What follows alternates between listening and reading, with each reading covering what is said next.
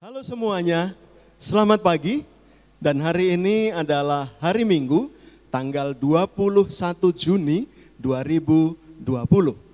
Saya berharap kita semuanya dalam kondisi yang baik, yang sehat, dan diberkati oleh Tuhan. Jangan khawatir akan segala hal, karena Tuhan yang menyediakan buat kita semua. Dan ini kabar baik buat kita semua, karena semenjak hari Minggu yang lalu, tanggal 14 Juni 2020, kita sudah diizinkan oleh pemerintah Kota Malang. Terima kasih pemerintah Kota Malang yang sudah mengizinkan kepada kita semua untuk boleh melakukan ibadah di gereja. Terima kasih, puji Tuhan. Nah, kita juga dalam minggu ini, kita juga bisa mengadakan dan seterusnya, kita bisa mengadakan ibadah di gereja. Tentunya kita harus memperhatikan beberapa protokol kesehatan yang kita harus patuhi. Beberapa hal yang penting buat kita semua bila kita beribadah di gereja, maka di sini ada beberapa hal, misalkan menggunakan masker, menggunakan hand sanitizer, kemudian hindari berkerumun, ya, kemudian menjaga jarak paling tidak 1 meter. Itu beberapa prinsip utama protokol kesehatan yang harus kita patuhi. Dan apabila Bapak Ibu semua ingin beribadah di gereja, silahkan menghubungi komsel leader yang ada, ataupun Bapak Pendeta Sumadi, ataupun Saudari Leli. Sehingga Bapak Ibu akan didaftarkan, kemudian kita bisa bersama-sama beribadah di gereja.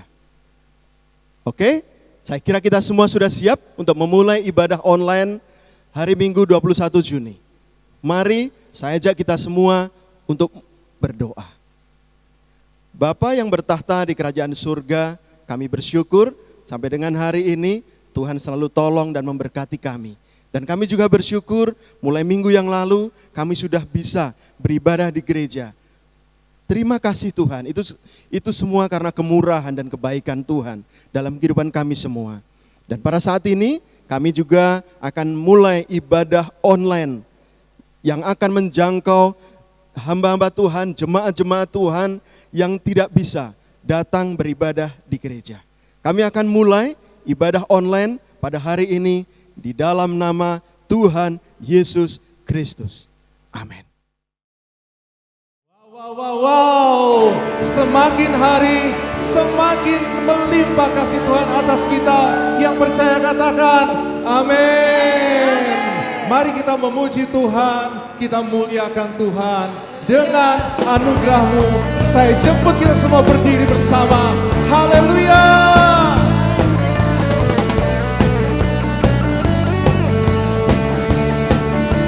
Siap semua.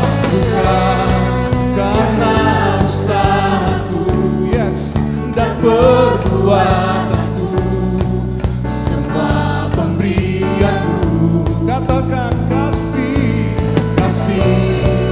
dan rahmat yang kekal, berikan lepas dalam pengharapan, nyatalah karya-Mu dalamku. Sungguh besar kasih-Mu, berlimpah kebaikan, karena hidupkanku dengan anugerah-Mu. Amin. Oleh kasih karunia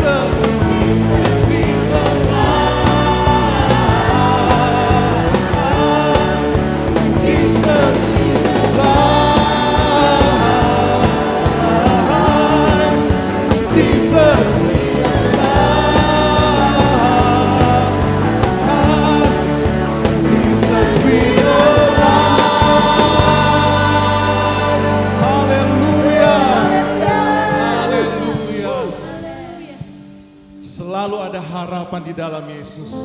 Di dalam Dia ada kehidupan. Satu pujian tentang kebaikan Tuhan. Tidak ada habisnya, tidak ada batasnya. Selalu ada tersedia untuk kita semua. Oh God, You're so good. So good to me. So good for all.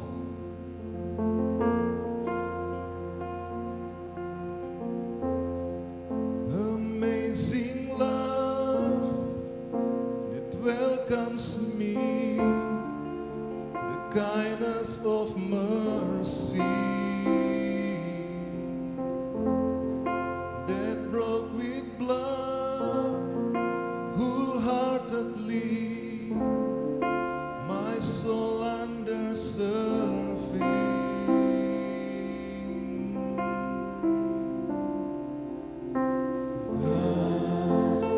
You're so good. You're so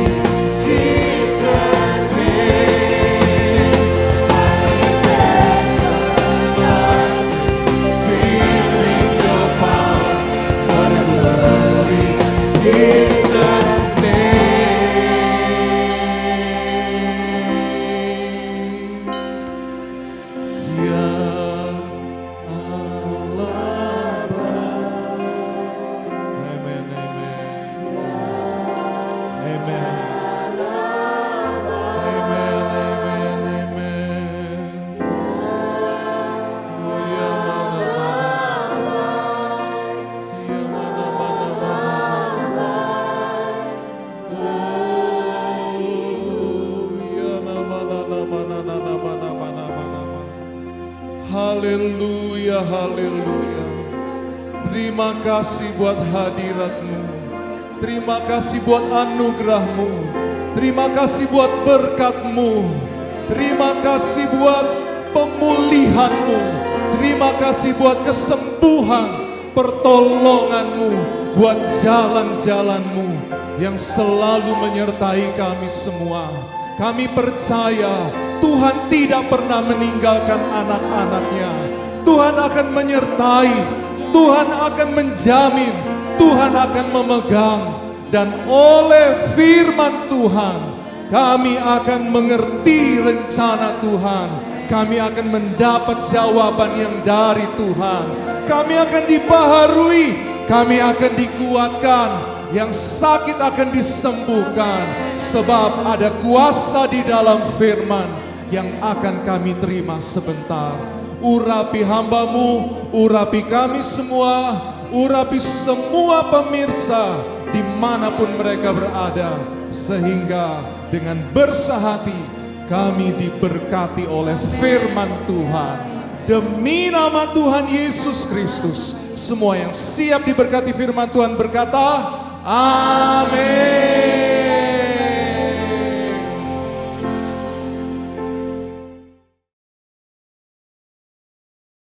Puji Tuhan, selamat pagi. Sebelum kita memberi persembahan, kita akan mendengarkan firman Tuhan terlebih dahulu. Kita masih akan melanjutkan. Jadi firman Tuhan pagi hari ini saya beri judul tidak akan kekurangan bagian yang keempat atau bagian yang terakhir.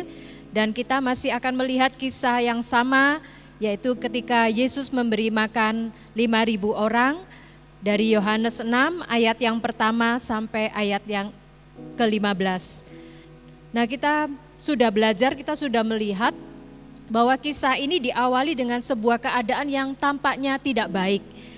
Ketika orang banyak, begitu banyak membutuhkan makanan, tetapi yang ada hanya 5 roti dan 2 ekor ikan. Kelihatannya itu adalah masalah yang besar pada waktu itu, tetapi ternyata di bagian awal kita sudah belajar bahwa meskipun yang ada hanya sedikit, mungkin kurang, tidak cukup, dan harus tahu bagaimana mengumpulkan dari yang ada dan yang hanya sedikit itu. Tetapi kemudian kita melihat ternyata dari yang sedikit, kurang, dan tidak cukup itu cukup untuk makan orang yang begitu banyak, makan kenyang, ada sisanya dan sisanya lebih banyak daripada awalnya. Dan kita sudah belajar bahwa dari yang sedikit, yang kurang, yang tampaknya tidak cukup itu, ketika mengucap syukur dan mengucap berkat, dan ketika mau menabur sebagai benih, maka yang terjadi adalah pelipat gandaan. Dan kita sekarang belajar dari akhir dari kisah ini. Saya akan bacakan dari Injil Yohanes pasal yang ke-6, ayat yang ke-12 dan 13 dari versi mudah dibaca. Di sana dikatakan, setelah mereka semua kenyang, Ia berkata kepada pengikut-pengikutnya, kumpulkanlah roti dan ikan yang tersisa, jangan ada yang terbuang. Ayat 13, maka pengikut-pengikutnya mengumpulkan sisa roti dan ikan itu sebanyak 12 keranjang setelah semuanya kenyang. Puji Tuhan, kalau kita lihat ternyata kisah ini berakhir dengan happy ending. Semua orang dapat makan kenyang, bahkan ada sisanya. Nah, pelajaran yang terakhir yang kita mau belajar hari ini adalah bagaimana kita harus tahu mengumpulkan dari kelebihan. Di bagian awal Tuhan mengajar kepada kita mengumpulkan dari yang sedikit, dari sesuatu yang tampaknya kurang, yang tampaknya tidak cukup. Tetapi pada bagian akhir Tuhan mengajar kepada kita bagaimana supaya kita harus tahu mengumpulkan dari kelebihan atau kelimpahan. Rasul Paulus dalam Filipi pasal 4 ayat 12a dari versi mudah dibaca, di sana Rasul Paulus berkata, aku tahu cara hidup pada saat berkekurangan dan cara hidup pada saat berkecukupan. Jadi kisah ini mengajarkan kepada kita bagaimana cara kita hidup pada saat berkekurangan. Tetapi juga mengajarkan kepada kita bagaimana cara hidup pada saat berkecukupan. Di sini kita juga diajar bagaimana harus bersikap yang benar setelah mengalami perubahan drastis. Di awal tadi, hampir-hampir orang banyak itu tidak bisa makan. Kalau mereka disuruh pulang, mereka kelaparan, dikatakan mereka bisa jatuh pingsan di jalan. Tetapi di akhir dikatakan ada kelebihan dan itu lebih banyak daripada awalnya. Firman Tuhan ini mengajarkan kepada kita bagaimana sikap kita yang seharusnya setelah mengalami perubahan drastis dari awalnya kekurangan, kemudian dalam sekejap mengalami kelimpahan.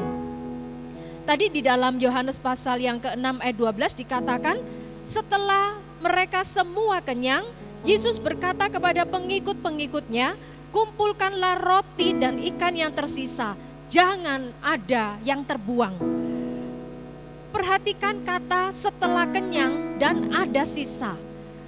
Bagaimana sikap kita setelah kenyang?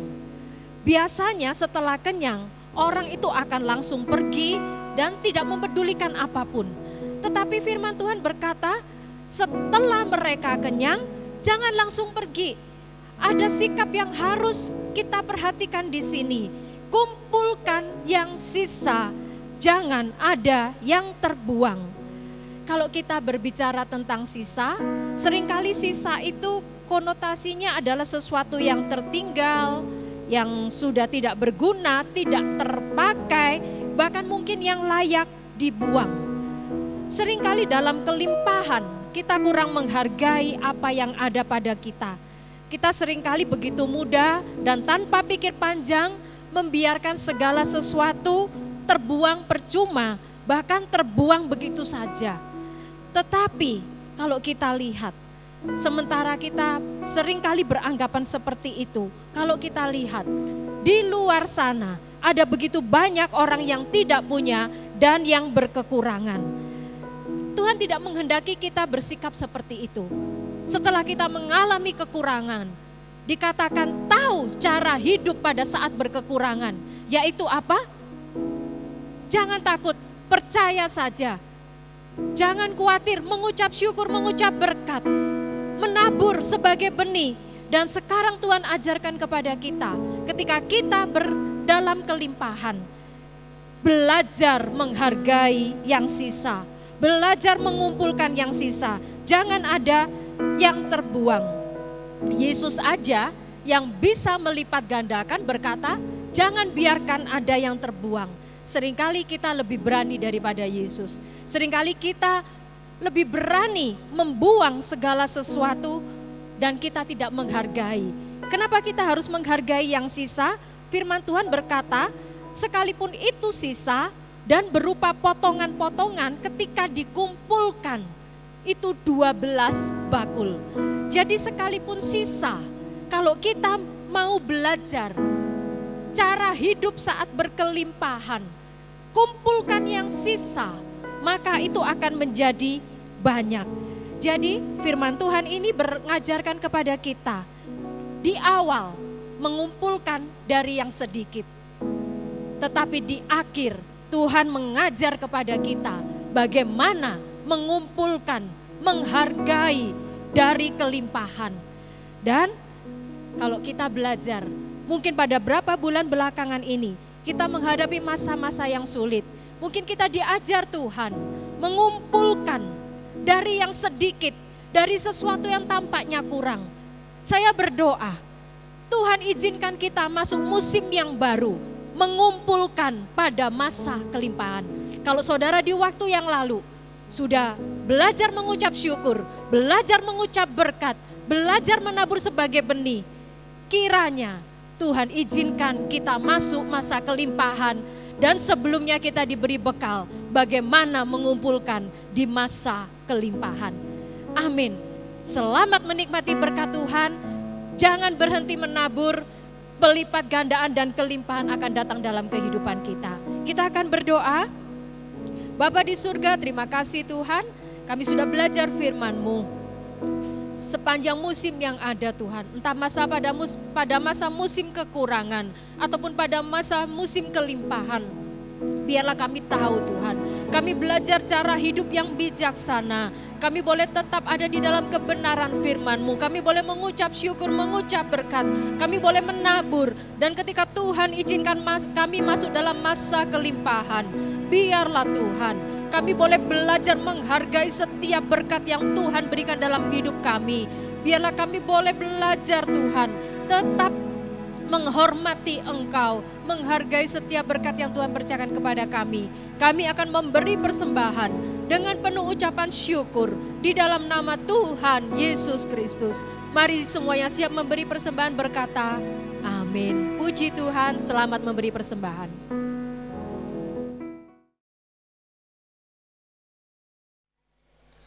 Ya, puji Tuhan, selamat pagi Bapak Ibu Saudara di rumah. Kita akan mengikuti ibadah online pada pagi hari ini. Puji Tuhan, kita akan berdoa sebelum mendengar kebenaran firman Tuhan. Tuhan Yesus, Engkau kembali memberi kesempatan kepada kami pada pagi ini, kesempatan yang baik.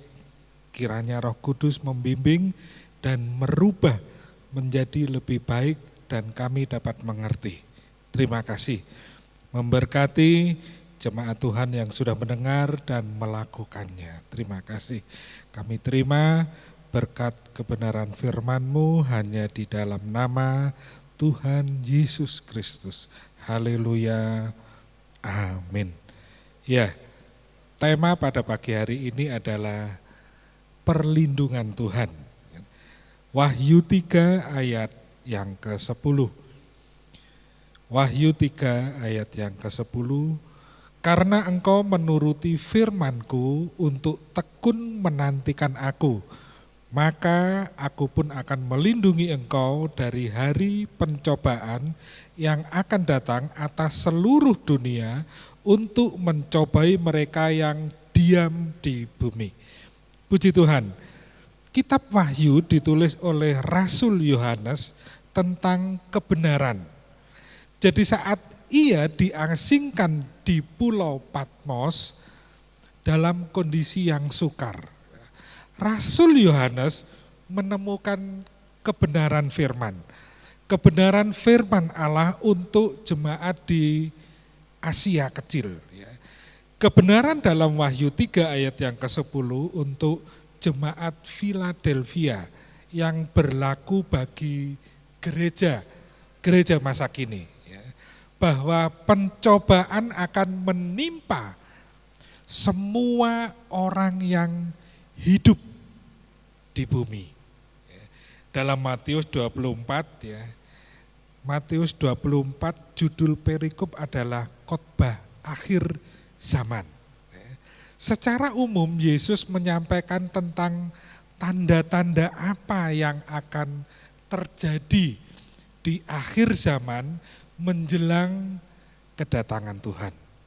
Ya, yaitu akan ada penyesatan, perang, aniaya, kesukaran, musibah, ya, dan lain-lain, serta kasih yang semakin dingin. Dan semua ini sedang terjadi di hari ini. Ya. Dalam 2 Timotius 3 ayat yang pertama dikatakan akan datang masa yang sukar menjelang kedatangan Tuhan. Manusia akan mencintai dirinya sendiri, ya, hamba uang dan lain-lain. Dan apa yang akan tertulis yang sudah ditulis di dalam Alkitab pasti akan digenapi. Manusia yang tidak berakal budi sehat tidak memperdulikan hari esok setelah kematian. Mereka sibuk dengan segala rancangan dan cita-cita tanpa memperdulikan perasaan Tuhan yang sudah diletakkan yang sudah Tuhan meletakkan rancangan-rancangan yang indah ya kepada setiap manusia, setiap pribadi manusia. Nah, rancangan Tuhan bagi setiap manusia agar menjadi manusia sesuai dengan kehendak Tuhan dan dapat melakukan tugas khusus yang dipercayakan kepada masing-masing pribadi. Karena memang manusia diciptakan hanya untuk kepada Tuhan Sang Pencipta. Tetapi manusia lebih sibuk dengan mencari kesenangannya, berharap meraih apa yang dicita-citakan. Mereka lupa kematian dapat menjemputnya setiap saat tanpa melihat waktu. Dan itu adalah kehendak Tuhan. Melihat kondisi akhir zaman menjadi tantangan bagi gereja Tuhan di akhir zaman. Dan kekuatan manusia tidak sanggup untuk menanggung situasi di akhir zaman ini. Ini yang kita hadapi saat ini, betapa sulitnya ya, ketika kita mau beribadah. Betapa sulitnya ketika kita ingin menemui orang tua, anak. Ya. Betapa sulitnya kalau kita mau bepergian. Ya. Ada banyak aturan-aturan yang diterapkan saat ini. Tetapi ada Tuhan yang menjadi jaminan perlindungan bagi umatnya. Ya, puji Tuhan. Nah, kepada siapa perlindungan Tuhan dinyatakan? Ya, hal pertama adalah bagi orang yang menuruti firman Tuhan. Wahyu 3 ayat 10. Ya. Penyertaan dan perlindungan Tuhan disediakan bagi mereka yang menuruti firman Tuhan. Perlindungan Tuhan bukan hanya tersedia pada situasi-situasi yang mencekam. Ya. Perlindungan Tuhan bukan buat orang yang kaya, ya, yang punya duit. Ya. Perlindungan Tuhan bukan buat hamba Tuhan, pelayan, aktivis. Ya. Tetapi perlindungan Tuhan juga bukan tersedia dalam hal-hal yang tampaknya sederhana. Yesaya 33 ayat yang ke-15 dan 16. Yesaya 33 ayat 15 dan 16, demikian firman Tuhan. Orang yang hidup dalam kebenaran, yang berbicara dengan jujur, yang menolak untung hasil pemerasan, yang mengebaskan tangannya supaya jangan menerima suap, yang menutup telinganya supaya jangan mendengarkan rencana penumpahan darah, yang menutup matanya supaya jangan melihat kejahatan. Dialah seperti orang yang tinggal aman di tempat-tempat tinggi. Bentengnya ialah kubu di atas bukit batu. Rotinya disediakan air, minumnya terjamin. Bahwa Tuhan melindungi mereka yang hidup dalam firman Tuhan. Ditempatkan seperti di atas bukit batu. Karena mereka hidup di dalam kebenaran firman Tuhan. Firman Tuhan harus ditaati. Sebab firman Tuhan kadangkala tidak dapat dimengerti ya, dengan logika manusia. Ya. Firman Tuhan bukan untuk diperdebatkan, tapi ditaati, dilakukan, ya, dituruti. Haleluya. Seperti peristiwa hancurnya tembok Yeriko. Ya. Secara pikiran manusia, tembok Yeriko tidak mungkin hancur. karena Israel berkeliling dan bersorak. Ya. Tetapi ketika bangsa Israel taat, mereka menjadi menang. Haleluya. Hal yang kedua, bagi orang yang tidak menyangkal nama Yesus. Nama Tuhan yaitu nama Tuhan Yesus menjadi pegangan dalam kehidupan saudara dan saya. Karena nama Yesus sanggup menyelamatkan. Di dalam Kisah Para Rasul 4 ayat yang ke-12 dikatakan, dan keselamatan tidak ada di dalam siapapun juga selain di dalam Dia, di dalam Yesus. Sebab di bawah kolong langit ini tidak ada nama lain yang diberikan kepada manusia yang olehnya kita dapat diselamatkan. Jadi tidak ada nama lain yang sanggup menyelamatkan. Hanya nama Yesus. Ya. Oleh sebab itu jangan pernah menyangkal nama Yesus. Mazmur 20 ayat yang kedua, kiranya Tuhan menjawab engkau pada waktu kesesakan. Ya. Kiranya nama Allah Yakub membentengi engkau. Ya. Nama Tuhan menjadi perlindungan. Amsal 18 ayat yang ke-10 dikatakan, nama Tuhan adalah menara yang kuat. Kesanalah orang benar berlari dan ia menjadi selamat.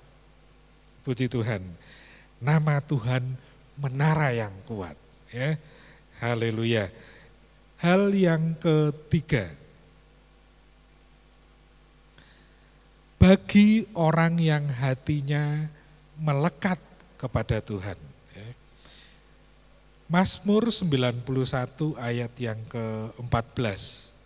Mazmur 91 ayat yang ke-14 dikatakan, sungguh hatiku melekat kepadaku, maka aku akan meluputkannya, aku akan membentenginya, sebab ia mengenal namaku. Puji Tuhan. Melekat di hadapan Tuhan adalah kerinduan Tuhan atas umatnya, atas saudara dan saya. Ya.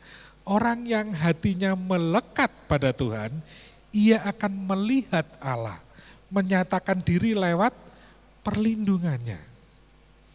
Yesaya 41 ayat yang ke-10. Perlindungan Tuhan akan meneguhkan, menolong dan membawa kepada kemenangan. Ada contoh, Elia. Elia saat menghadapi Isabel, ya, orang yang melekat kepada Tuhan akan menikmati jaminan Tuhan. Karena semua ada dalam kendali Tuhan. Ya. Nah, kesimpulannya adalah Tuhan melindungi dan menyertai orang yang hidup dalam firman.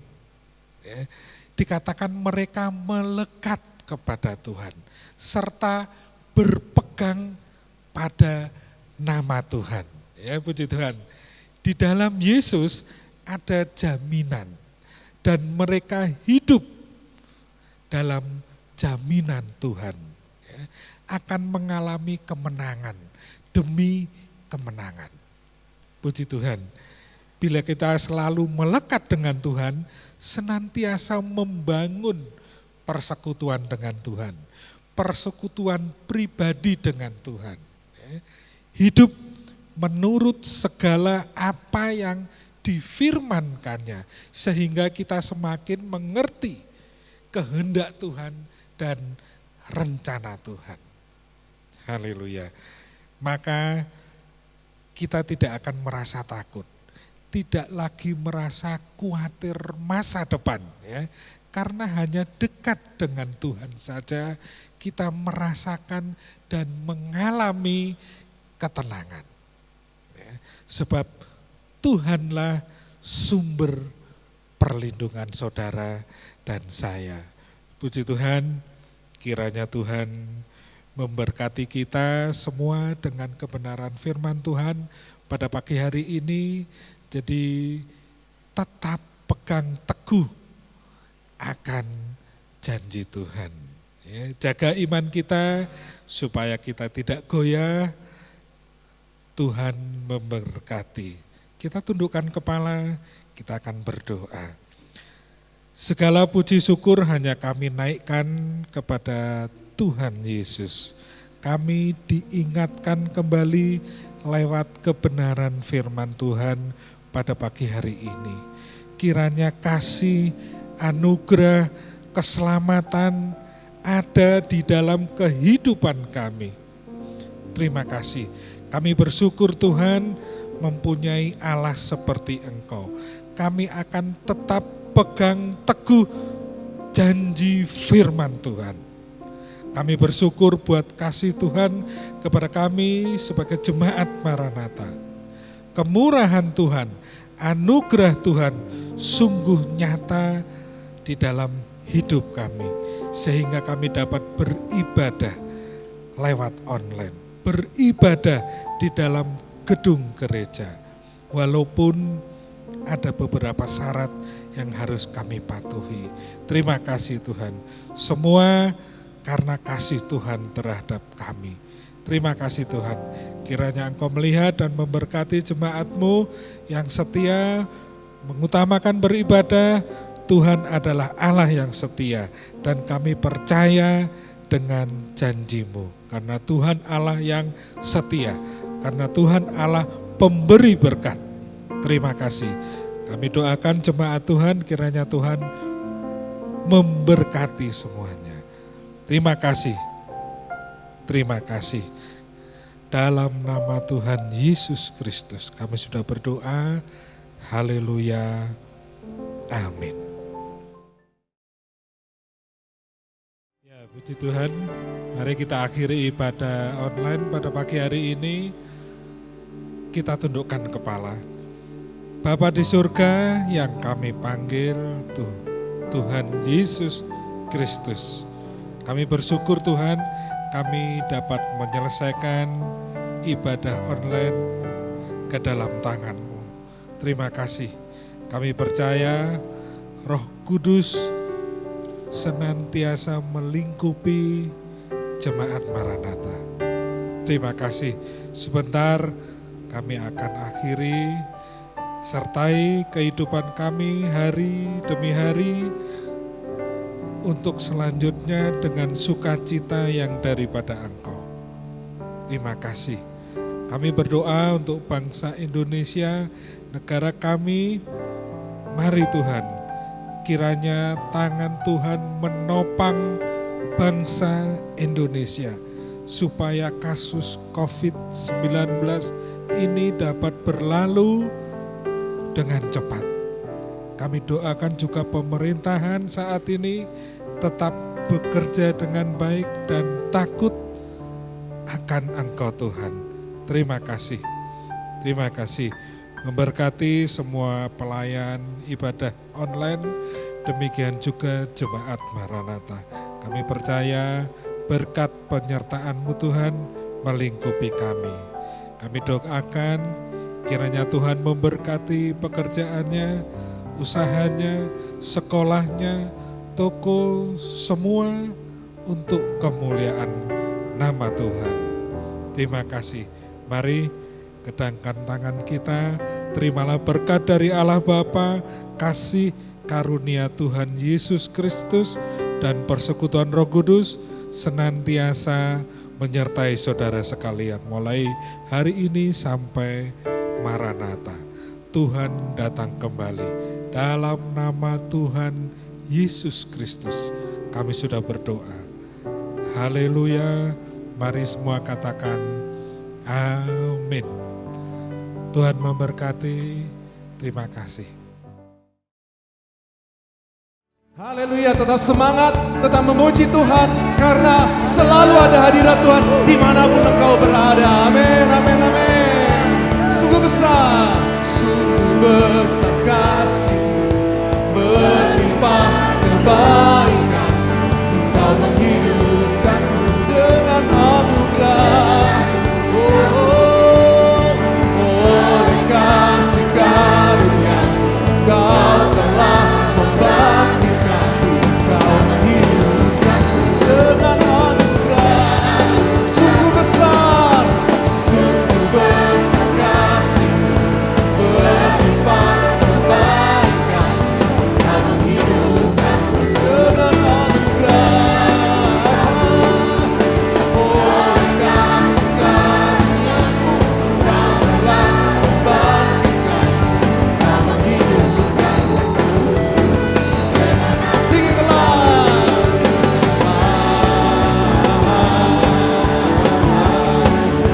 Jesus, we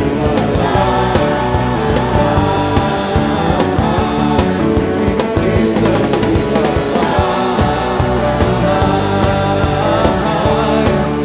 Jesus, we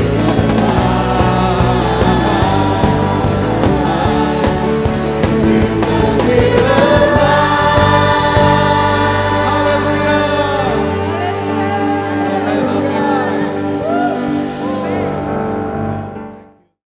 Halo, puji Tuhan. Kita sudah menyelesaikan ibadah online pada hari ini, hari Minggu 21 Juni 2020.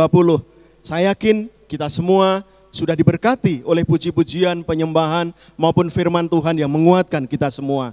Dan kita sampai bertemu kembali di ibadah online minggu depan. Jangan lupa, bila Bapak, Ibu, Saudara-saudari diberkati oleh ibadah online ini, jangan lupa like, share, dan subscribe sehingga semakin banyak orang yang diberkati oleh ibadah online ini. Stay safe, stay healthy, God bless you. Happy Sunday. Amen.